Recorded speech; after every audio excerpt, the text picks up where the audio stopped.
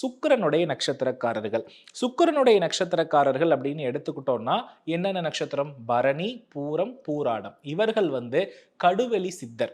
கடுவெளி சித்தரை ஜீவசமாதி வழிபாடு பண்றது நல்ல பலன்களை கொடுக்கும். அதற்கு அடுத்தபடியா சூரிய பகவானுடைய நட்சத்திரக்காரர்கள், அதாவது கிருத்திகை, உத்திரம், உத்திராடம், இவர்கள் எல்லாமே பாத்தீங்கன்னா கருவூரார் சித்தருடைய ஜீவசமாதிக்கு செல்வது நல்லது. இவரோடது பாத்தீங்கன்னா கரூர்ல இருக்கிறது. ஸோ அதனால நீங்க சனிக்கிழமைகள்ல நான் சொன்ன தானங்களை கொடுத்து விட்டு தரிசிப்பது நல்லது.